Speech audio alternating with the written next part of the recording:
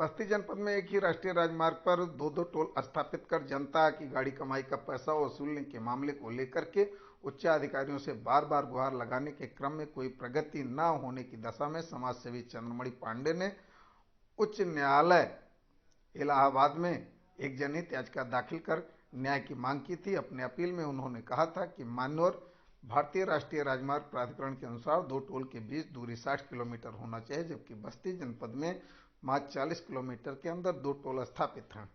Toll plaza चौकड़ी और toll plaza मड़वा लगर, जिसमें टोल प्लाजा चौकड़ी की फैजाबाद के टोल प्लाजा रौनाही से दूरी जहां 60 किलोमीटर से अधिक है, वहीं टोल प्लाजा चौकड़ी की बस्ती के मड़वा नगर टोल प्लाजा से दूरी 40 किलोमीटर के करीब है।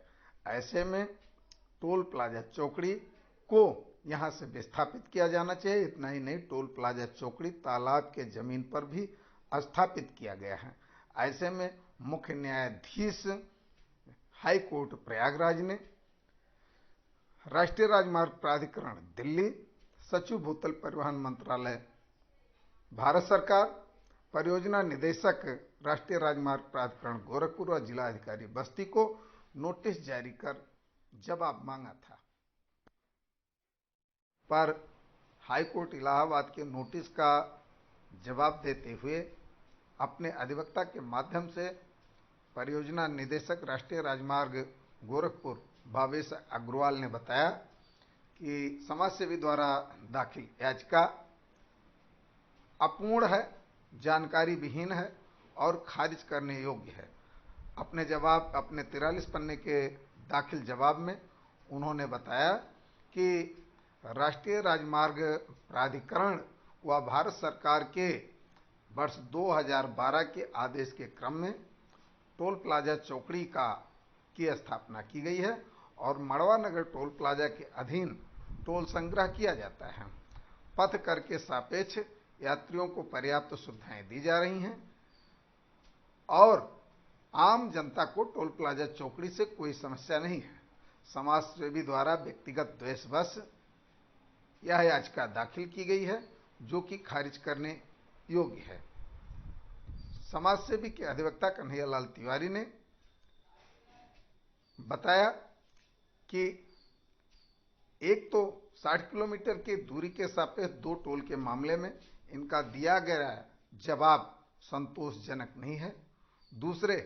पथ कर के सापेक्ष पर्याप्त सुविधाएं उपलब्ध नहीं है तथा याची के ही फरवरी माह में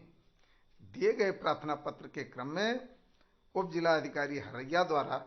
जांच कराया गया है, जिसमें टोल प्लाजा का कुछ अंश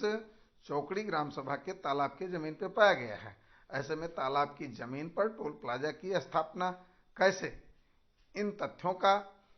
जांच टीम गठित कर जांच कराया जा सकता है तथा याची को साक्ष्य सहित जवाब देने के लिए समय दिया जाना आवश्यक है। ऐसे में पीडी के याचिका खारिज करने की मांग को दरकिनार करते हुए हाई कोर्ट के मुख्य न्यायाधीश ने याची को समुचित जवाब दाखिल करने का समय दिया है। अगली सुनवाई अक्टूबर माह के अंतिम सप्ताह में होगी। समाजसेवी चंद्रमणि पांडे ने कहा है कि हम न्याय की लड़ाई हर स्थिति में जारी रखेंगे, पीछे नहीं हटेंगे। विलंब जरूर होगा, लेकिन मुझे पूर्ण विश्वास है कि जनहित में न्याय मिलेगा।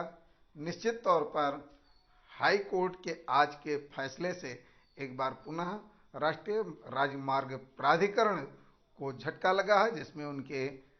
याचिका को खारिज करने की अपील को कोर्ट ने दरकिनार करते हुए याची को समय दिया है। यदि जांच टीम गठित कर मामले का जांच हुआ तो निश्चित तौर पर टोल प्लाजा की बहुत सारी कमियां जांच में निकल के आएंगी। ऐसी स्थिति में बस्ती की जनता भी और अगल बगल के जनपदों की जनता भी इस बात से आशान्वित है कि निश्चित तौर पर समाजसेवी की याचिका पर न्यायालय द्वारा दिया गया फैसला उन्हें एक अतिरिक्त टोल के झोल से